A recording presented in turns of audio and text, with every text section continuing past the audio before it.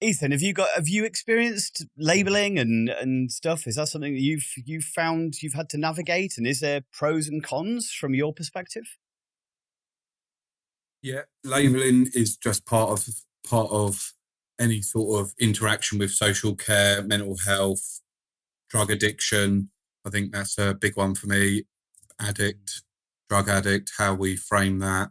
I thought it was really, really interesting what Azariah was saying about being defeated before you start. How can you recover? How can you heal? How can you believe in yourself if you're already defeated? And I think that sort of puts people off trying to go on these journeys. Um, Addiction's one I'm really passionate about. Both my parents were heroin addicts. Both their parents were addicts. And it's sort of that generational trauma stuff feeds down, and it's how we frame it.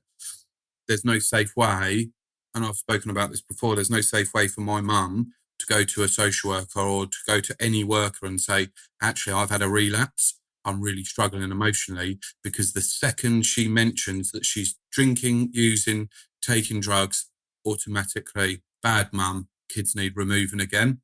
Now, if there's no safe space to be able to say, I'm really struggling, and to be met with love and compassion as an addict, why do you think that it's hidden?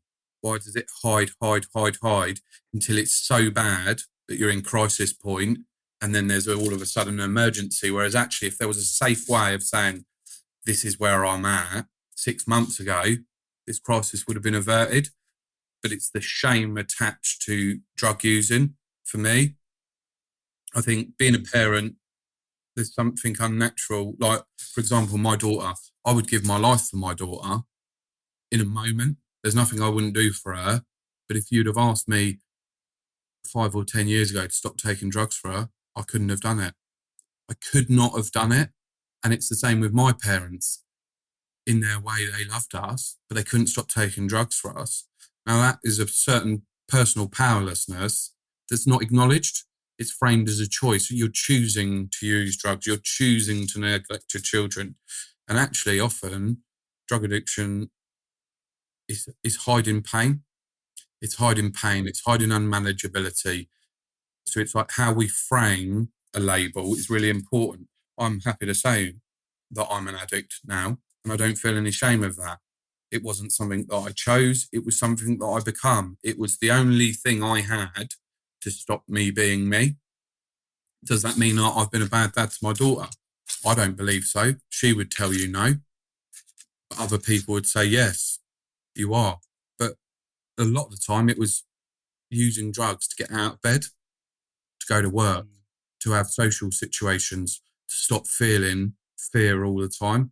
And the same with my parents. It's very much, we focus on the children, and I understand that. We have safeguard and we've got to care for children because they're vulnerable.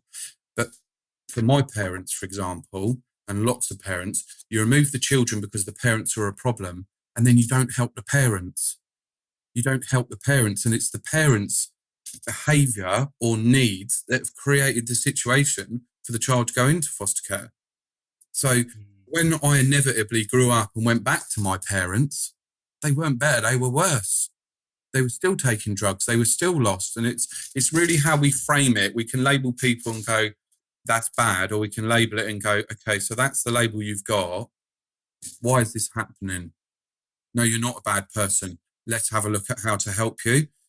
But on the flip side of it, some labelling's been good. I was diagnosed with ADHD, I'm neurodiverse, and having that label has led me to research, has led me to learning, has led me to connection with other people. Knowing this is why I function the way I do, I don't beat myself down about it.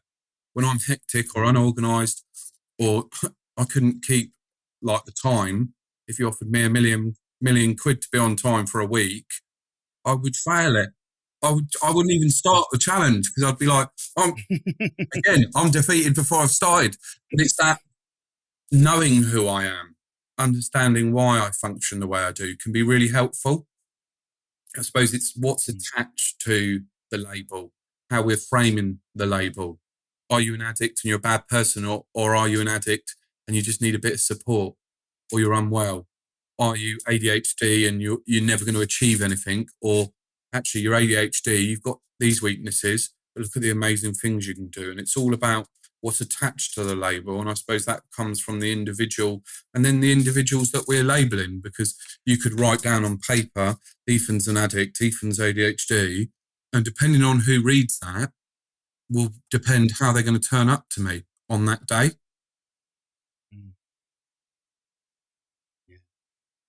Alice, do you want to jump in here and your perspectives on this? Yeah. So labels is a real big problem that I have found in the mix of just almost like having a psychological assessment and getting a label. It's like, then like the assessment's done, like we've got this factual information about a parent. And I repeatedly have conversations with social workers when I'm doing my video intervention where I'm trying to gather information before. And let's say a parent has got a label of depression, borderline personality disorder, emotionally unstable personality disorder. I want to know how that diagnosis impacts them as a parent.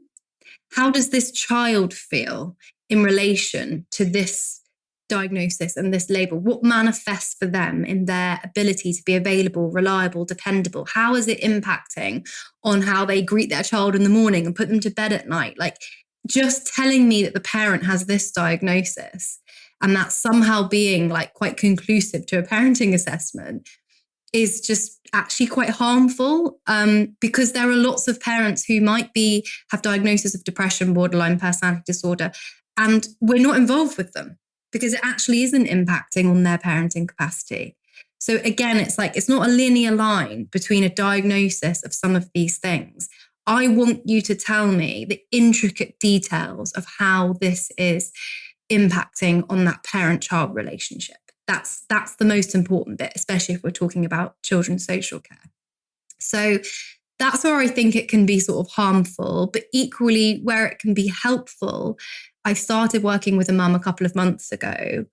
I walked into her home and immediately I knew she was suffering with chronic ADD, particularly the inattentiveness in terms of her home conditions, like overwhelmingly like stuff everywhere. I went to use her loo and there was a teacup on the radiator that was like half full and like growing a whole, like, I don't know, society in there. and a big thing with this family has been the home conditions, like, and the state of the home. And she has been labeled as lazy and unmotivated. And I associate with her. I don't have that level of ADD, but I have that inattentiveness in me. Things can absolutely pile up. But I completely got that was what was going on for her. But had that ever been discussed? Has she ever had an assessment of ADHD or ADD? No. She's had, they labeled her with autism, the depression. They know about her background in terms of trauma. But this is never, people have only ever walked into her home and seen the home conditions. And the local authority have done a really good job in terms of like wanting to support her with that. So they have invested quite a lot of money on this team coming in to help her with the home, to show her what needs to do, to create, plans and all of this stuff. But I've said to them, look, if you don't get to the root cause of this, as soon as you withdraw this service, which you're paying a lot of money for, I can almost guarantee everything will collapse back again. And I'm not someone who really advocates for medication, but I think in this situation for her, it could really be quite life-changing. And, I ended that visit. That was the first visit I'd had with her. And she was like, no one has ever like seen me in this way. Like no one's ever understood me. And I said to her, I know what's happened when you've been in the toilet. You've been to the toilet, you've washed your hands, you've noticed the cup. You have noticed the cup, but by the time you stood up, washed your hands, it's gone completely out of your mind. And then just before I was leaving, she went to the loo and I heard her laughing. And I was like, are you looking at that cup? And she was like, yeah. So that's just a tiny window of actually where she needs that label. She probably needs that support. She probably needs that medication. And when I mentioned this, when this came up at the conference, the chair was very much like, well, she's had a psychological assessment. This didn't come up. And you're like, well, no, because it's not an ADD assessment, which is quite more in-depth level of questioning. So yeah, so they're my two examples of the good and the bad when it comes to labeling. I think that gives an important point in the way that I think all of us in this group kind of are constantly curious, whereas somebody else might go lazy and offer that label, or as you said for that particular lady, or just dirty, or just because, or there's a finish point. You a case of that's not a typical behavior. That most people like to have some level of order in their environment. So you kind of notice what I refer to as the bingo ball kind of principle of the brain, that all the balls are in there. You just can't choose one to come out because you want it to. So you go to the toilet, suddenly I thought of another bingo ball and off here. But recognizing that as a not a choice. And I think that's the thing as well, that I think we're still stuck in this old mentality that people choose, like you were saying as well, Ethan, like they choose to take drugs. They choose drugs over you choose to climb on the table, as you were talking about in your early childhood. And actually the concept that choice isn't quite as clear cut as we once thought. Now, just to come on to, there's something that you do at the beginning of your talk, Alice, which you just kind of referred to there. When I watched you at the Disruptor conference, you showed a photograph of yourself or your children. I think it was just your children. And how I judged you as a mother. That was the point, the picture. Yeah, absolutely. No, I didn't at all. Of course I didn't, because I've got kids, and therefore, like, absolutely, food on their face, a little bit scruffy, not dressed properly, middle of the day. I think it was just that demonstration of the humanness of raising children generally. But maybe both, but Ethan and Azariah, we'll come to Ethan first. You've already kind of referred to it. What's it been like trying to survive and later parent while also being watched, assessed, or misunderstood by systems that are meant to help you?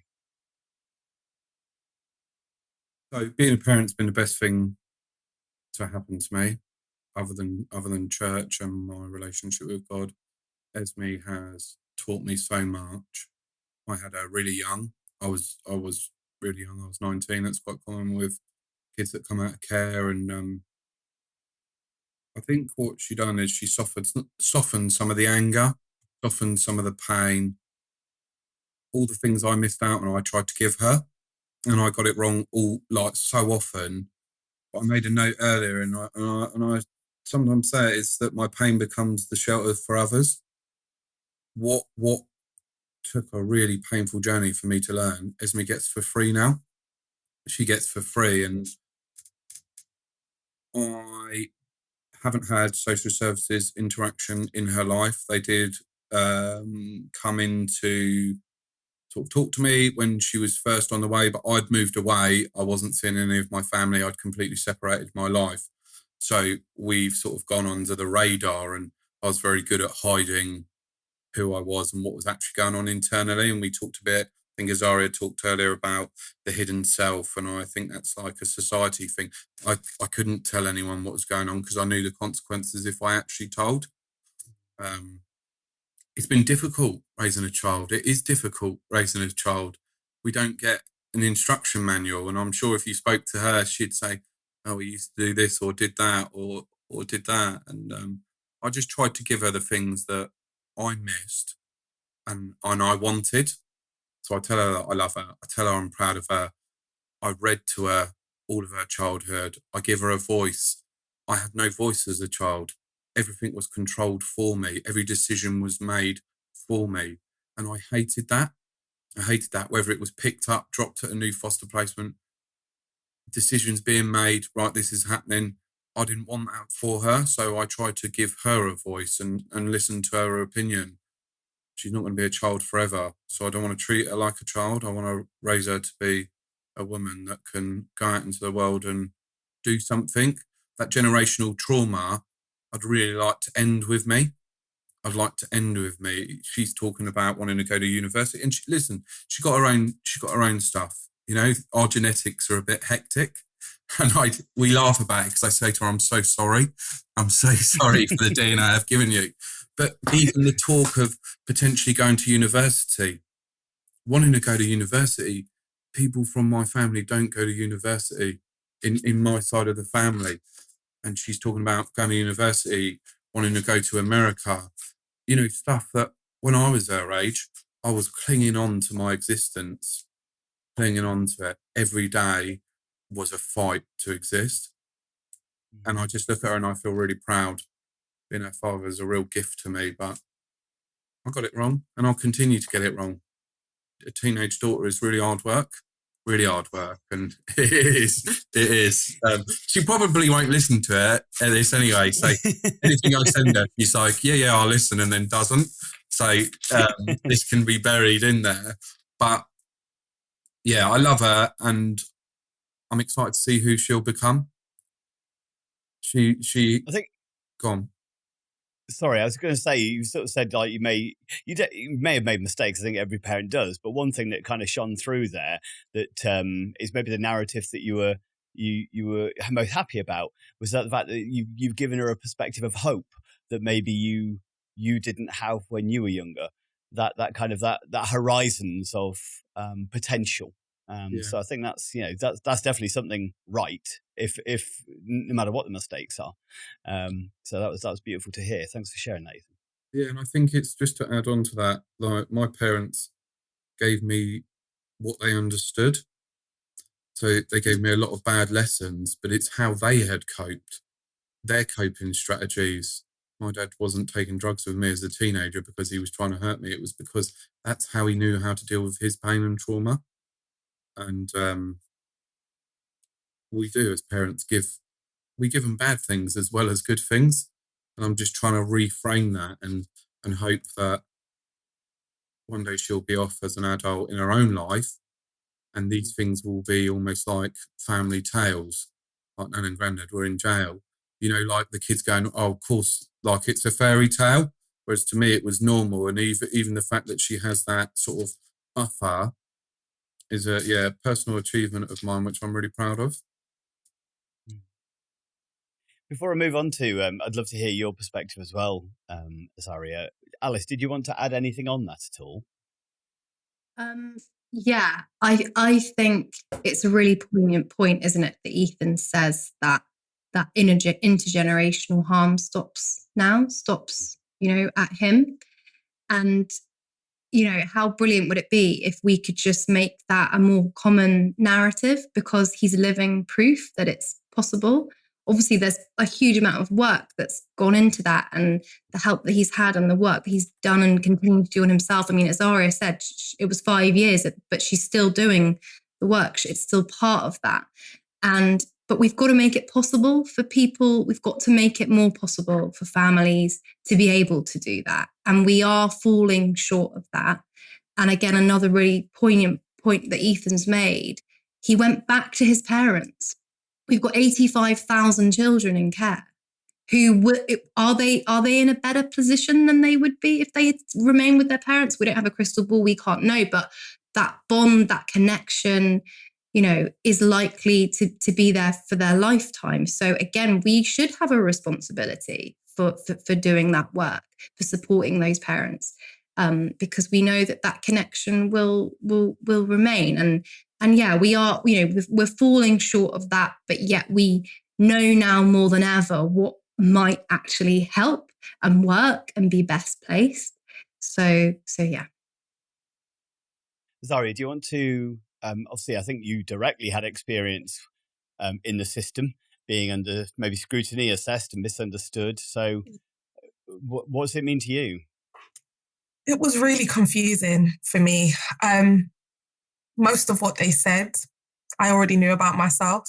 I'd already kind of regurgitated everything. And actually, before it got to the point that my eldest 2 children were removed, I was nearly 19 at that point. 2 years prior, it was recorded how many times I told them I was worried about what my trauma was going to do, whether I was going to make different choices. I remember begging the social worker to put me back into a parent and child placement.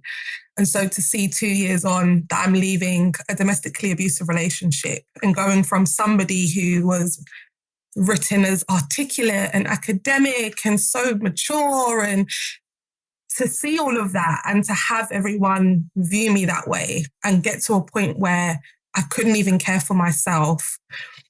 And the people that were my parents are now actually becoming my co-parent was firstly the hardest part of that journey.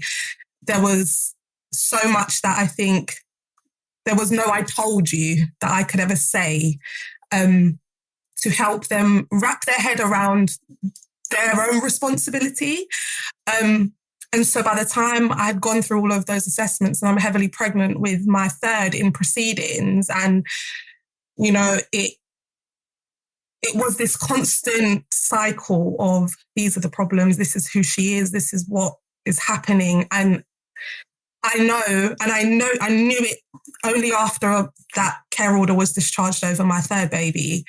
I literally lived in hypervigilance for about 5 or 6 years. And it was literally when that court order was relinquished, I didn't go completely into and breathe, but just dropping 50% down into it. Okay, I know they can't just run in and scoop in and tell me where I can go anymore, but just dropping that 50%, it was like it sent my body into physical shock. And I ended up with fibromyalgia, which is still something that they've linked to the trauma, but also living in such quite a high state of shock for so long and hypervigilance, that those consequences are something I'm still living with.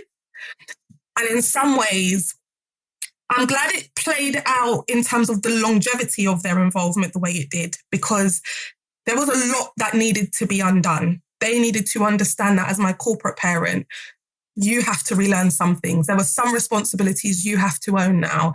And actually being ordered by a court that you are going to fund the therapy and you are going to put that in place allowed for them to do their job as my corporate parent.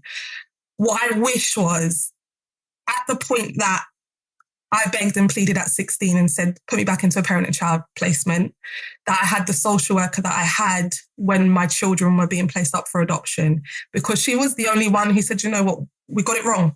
Not only did we get it wrong, we got it so wrong that actually see this therapy and see this 2 years of parent and child placements compensation. She didn't mind challenging panels and senior management to go, we are not getting this right. We haven't got it right and we're still not. And it allowed for some of the work that I need to do for me in terms of understanding the moving parts of my story and the system, some accountability, because legally I will never get that.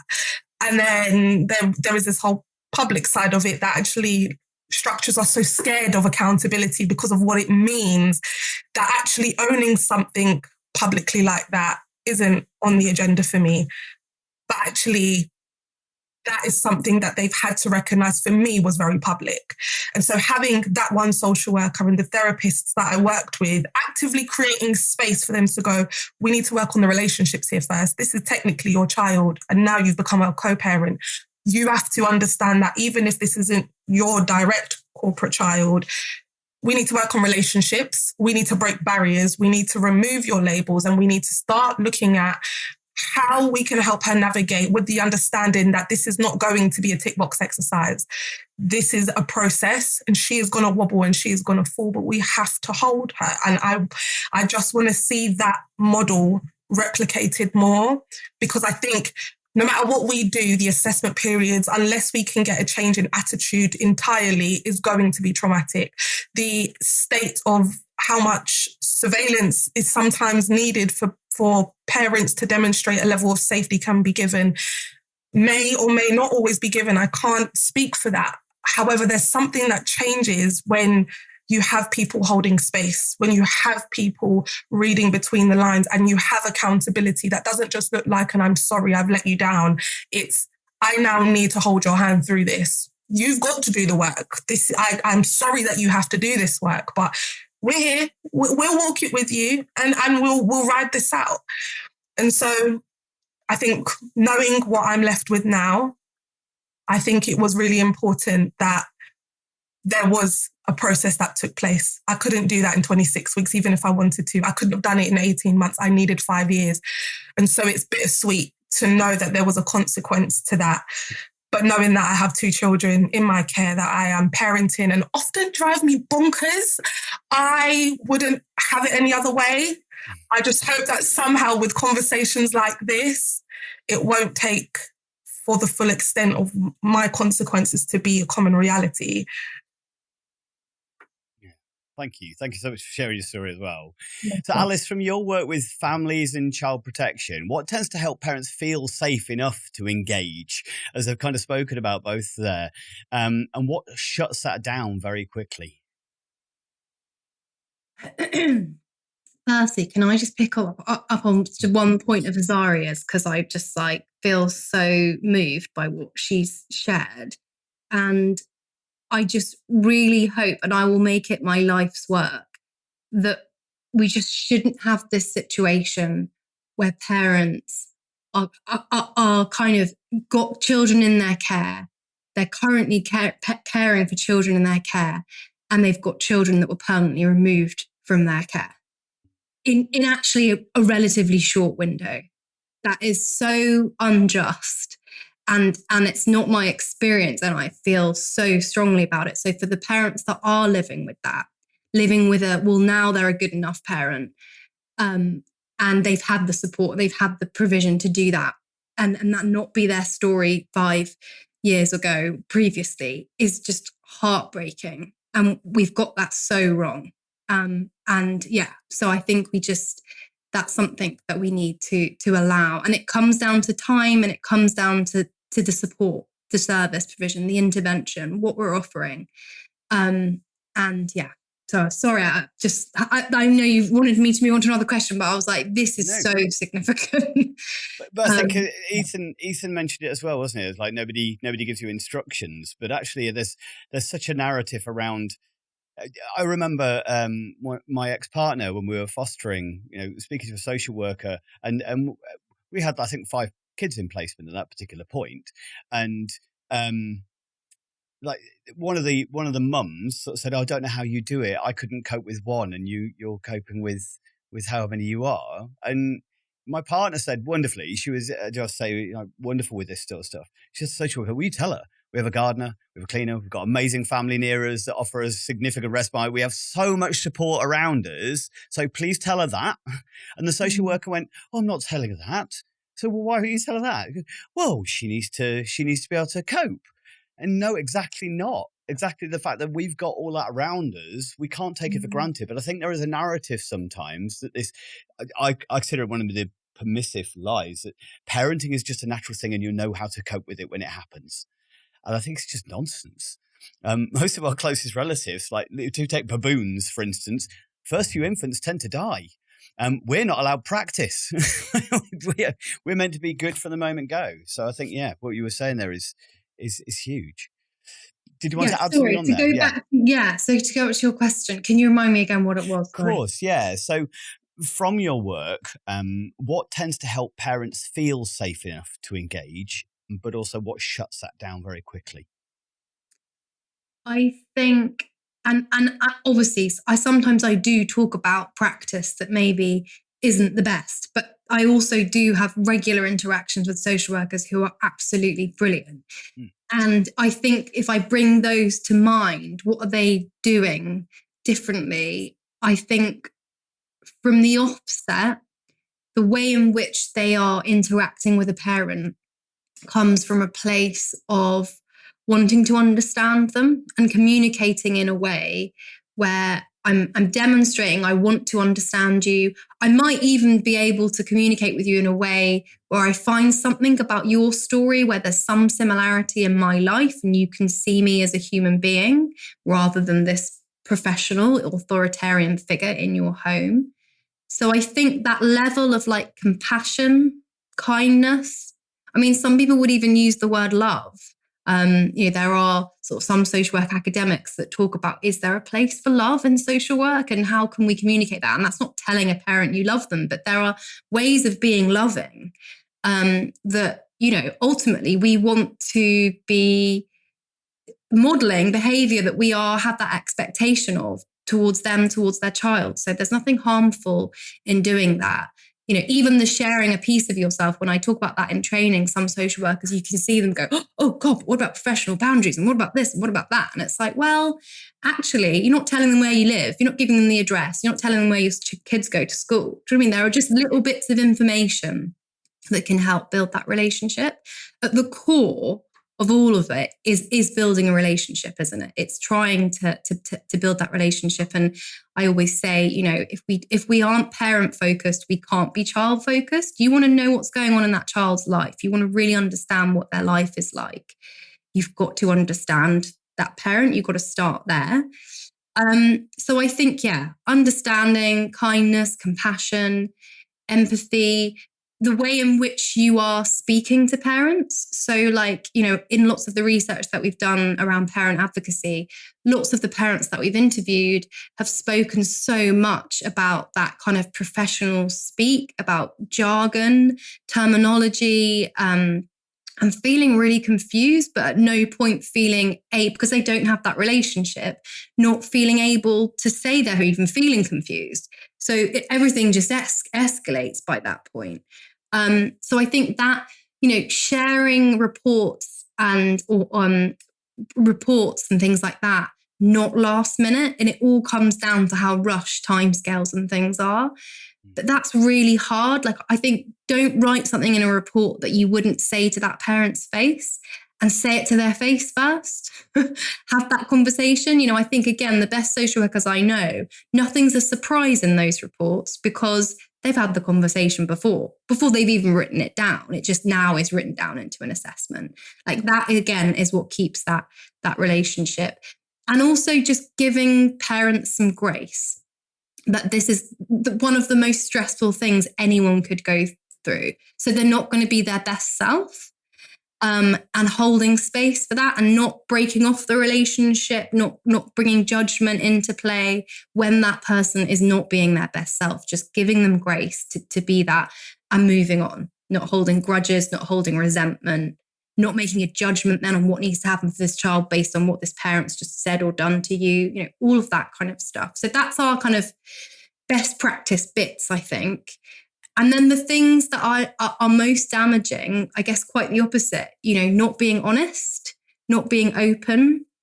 And I think having conversations with parents where you're like, look, I'm probably going to say things that are going to piss you off, that are going to upset you, but I know you'd rather I'm honest.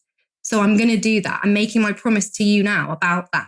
And kind of like having that almost as like a relationship rule. But I also need you to be honest with me. And it's going to be this mutual relationship. And we're probably both going to say things that might piss each other off.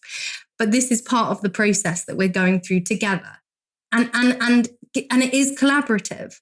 Like, I am responsible for helping you as much as you are responsible for helping yourself. Like, we're all in it together. But ultimately, the ball is on you in your court, because also parents, it's not helpful when they feel like they're being done to and they've got no control. That can trigger a feeling of what we call fear without solution, which can resonate with childhood experiences where I was in this really abusive situation and I had no control over it.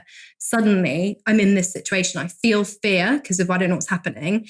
And I also feel completely out of control. So having those sorts of conversations.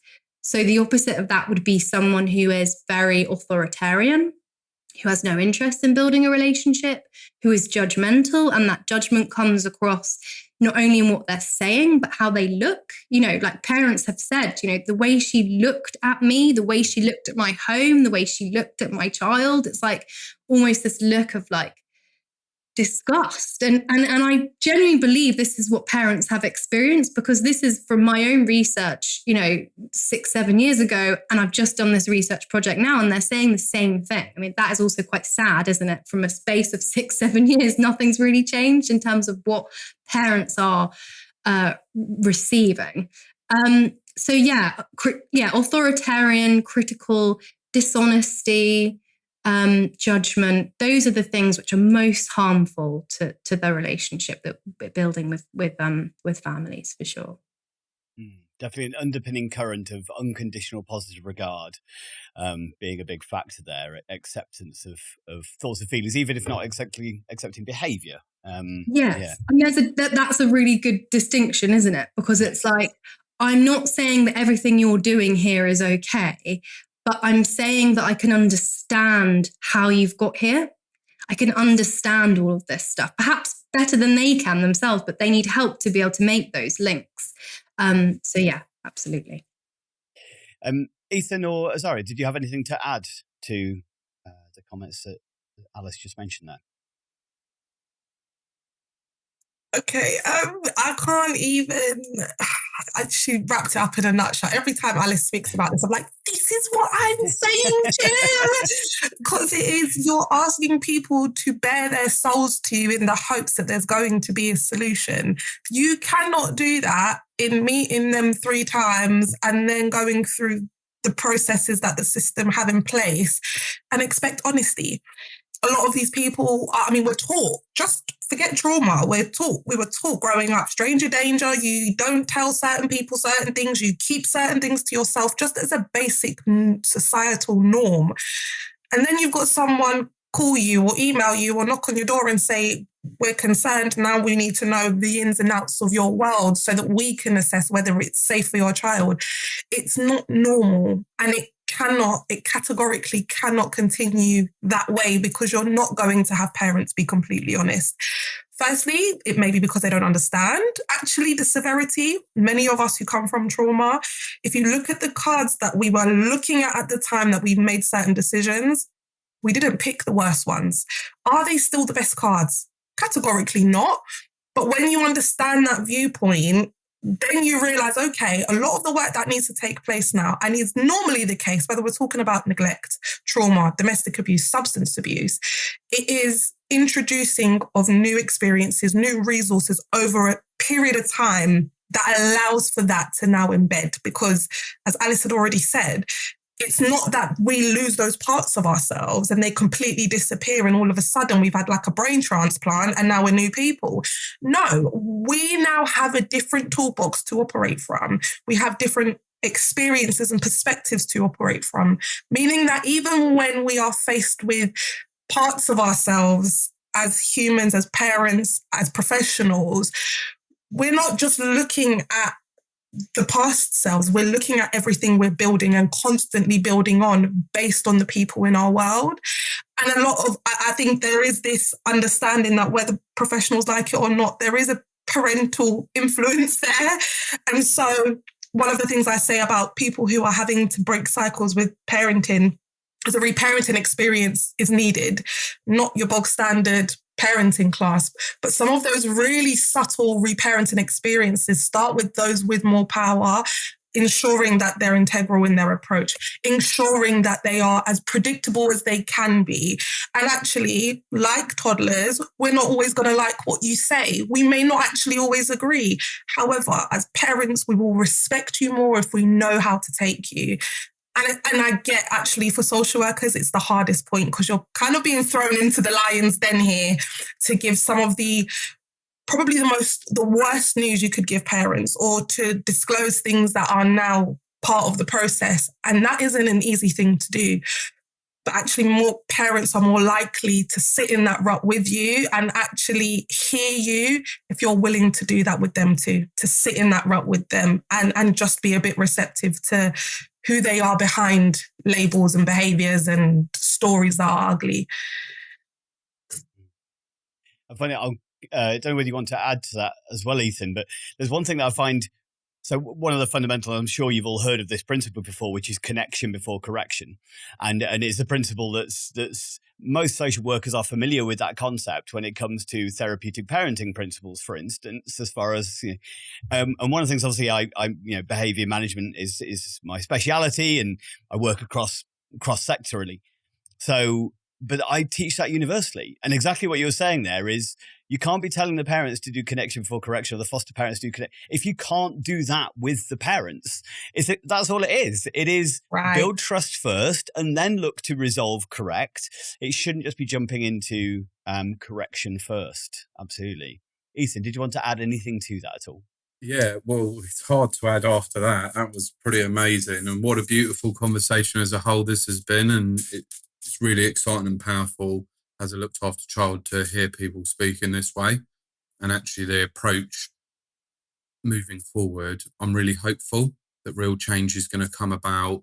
And it's about being together, I think, because there is very much that we're on opposite sides. And it's how I've felt for most of my adult life.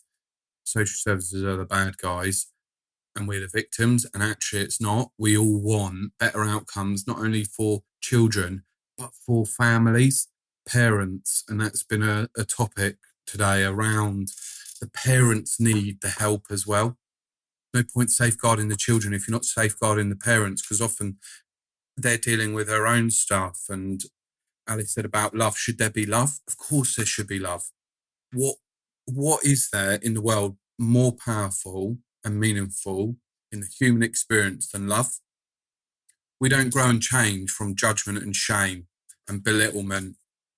We don't change from that. I certainly don't change from that. Being loved, being believed in, being fought for, having someone as your champion, going, yeah, you're messing up, but we can get through this. We can change. Have you had a look at this? I listen to my friends when they correct me, or the people in my life, because they love me. Because they love me. I don't feel it's an attack. I feel like it's helping me grow. And I think how much is asked of parents. I think that's something that I think a lot of social workers don't really look at, the questions that are asked. If any one of us was like, right, you got to get your life out now, and someone's going to pick through it, you're just going to willingly do that? Mm-hmm. Would we answer the questions that we ask?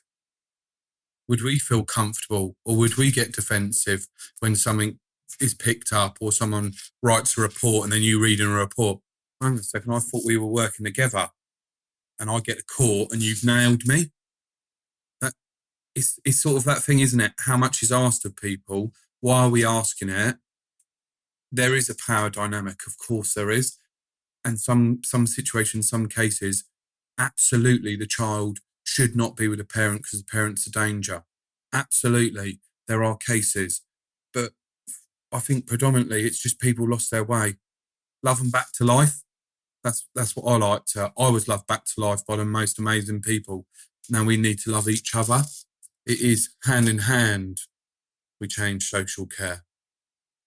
You know, and I'm always really apprehensive about doing a bit of a witch hunt, because social workers are dealing with caseloads that they can't always have relationships. They can't. I think on a deeper level, we have to look at how many cases each social worker should have, how much time should be allocated to a parent and children.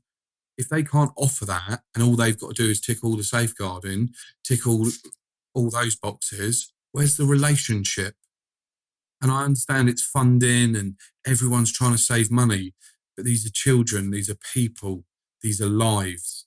And I don't think money should be put before having time to build a relationship. So the outcome of children's, why are so many families entrenched in social services? Something doesn't work there. Social workers know this. And actually, if they're listened to on the ground, social workers would say, I've got too many cases. I'm overworked. I'm overstressed. How can they give what they don't have? And I think the bigger conversation is actually, if you solve some of that sort of system problem, it allows the time and space for trust and love to be built. And love is absolutely important. Care is absolutely important. Because if I have that trust, that love, that care, I'm going to talk to you. You're going to be able to talk to me.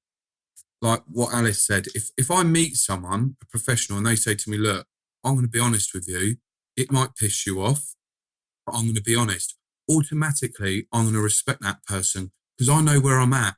There's no, if I say that, are they going to be jabbing me in the back there? Are they going to be saying it to them? No, because they're saying it to my face. So we know we're always on the same page. And then I'm accountable, they're accountable, and together we make the change.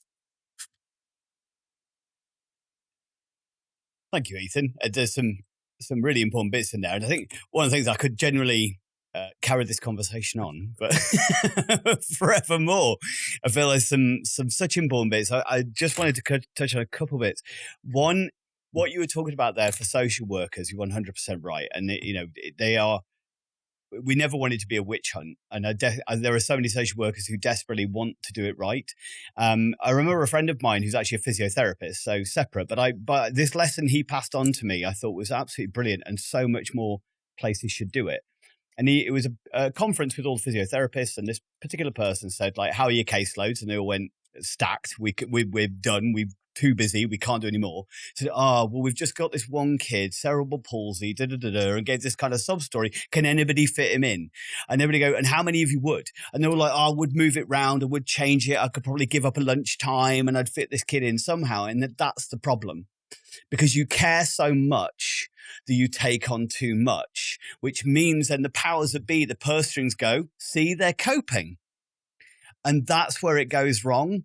But it can be impossible. And as you were saying, the respect comes from boundaries sometimes. But it's very difficult when you genuinely care. You genuinely don't want anybody left by the side.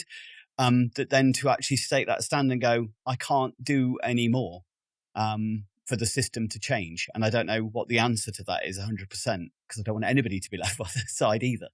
So I would like to offer an answer. Yeah. I think if we want cases to lower, numbers of cases to lower, then we have to be giving families what they need to heal. And Ethan and Azariah are incredible examples of some of what that healing can look like and what's possible, and that ending of intergenerational harm. Like it can happen, but we've got to provide the right environment for people to be able to reach that, because the moment we start getting that right more, what do we see? We see repeat referrals coming down. I mean, our re-referral rate right now, you could look on the National Framework of Statistics, it's high. It's really high. I think it's nearly 25%. So I think that's something to hold on to, that if we get that bit right, we will see caseloads come down, because we are ending some of those re-referrals and we're getting that bit right, and things become more manageable. People can do even more of that relational work. They've got space and time for that connection, and that will just grow. So yeah, I think that's definitely a piece of it for me and how we tackle that. Spot on. Yeah, go for it, Ethan. So the three of us are going to be at an event which is happening in London on the 5th, and we would love people to come. We're going to be networking, we're going to be connecting, we're going to be having these discussions, and we'd love people in the room. So if anyone listens to this, I know it's just a shameless plug, isn't it? But it's really beautifully timed though, Ethan. You go for it. I've got no shame, I'll put it down. But I just think the conversation today, it should be happening across board. The more we interconnect with people, the more relationships we create, the more we accept and expect this stuff to be day to day. Everyone will be able to find it. I think Alice is going to put it on LinkedIn, and we would love it if you'd post it with this as well. And it'd be really nice for people to come along and hear other sides of the story. Everyone's welcome, from professionals, lived experience, whatever your experience is. We'd really like people to come along and have these conversations. The louder we are, the more people listen. Beautiful. Yeah, we'll make sure that it's put in the description and the show notes, Ethan. Don't worry, we won't miss you out. No problem at all. And well done. That was excellent plug right at the end. He's not going to miss that out. We love it. Love it. Marketing. Absolutely. That's what it's about, right? Now you've got some pressure, Andy, because it's on the 5th of June. So can you, your whole process of getting this out ASAP? Can you put us to the top of the list? Yes. I would definitely put it at the top of the list. It might have to go beginning of June, because that's when we're re-going, I think. But we'll try and get it out, and I'll do some sharing, or we'll do some clips or something. But we'll get something out. Well, genuinely, guys, it's been a genuinely worthwhile conversation. I think the four of us could potentially keep it going for. I'm going to have to cut this into 2 episodes anyway, I think, so which would be worthwhile. We'll see how we do. But yeah, it's so great to hear all three of your experiences, both the lived and the professional, and the work that you're doing and the message you're getting out there. More people do need to hear it. I wish that more people genuinely, not just in this kind of context, but in all areas of care and interconnection with other human beings, could work towards a better level of connection over correction and non-judgmental, non-labeling kind of understanding. So anybody listening to this hopefully will take something positive from it. So thank you all for your time.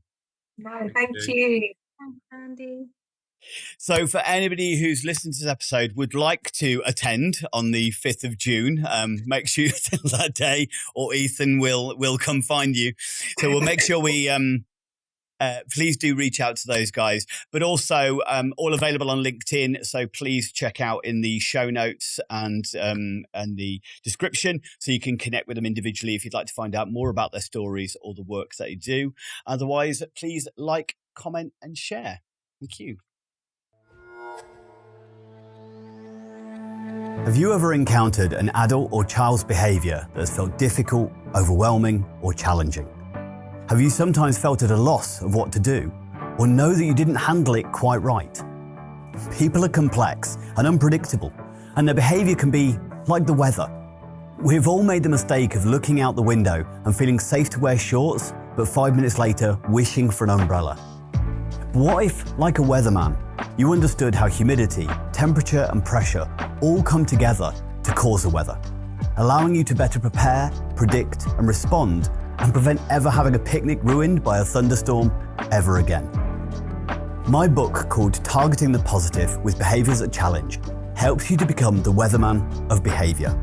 It provides you with a toolkit to increase competency, confidence, resilience and empathy, so you feel more assured about how to respond to distressed or dysregulated behaviours in others, including those affected by trauma, mental health, neurodiversity, learning disabilities or dementia. Build better connections, achieve de-escalation and improve outcomes for yourself and those you engage with my celebrated 6-stage target model, a step-by-step process to reduce distress for everyone. Discover my empowering, person-centered guide in Targeting the Positive, written by me, Andy Baker, available from online bookstores worldwide. Find a link in the description and order today.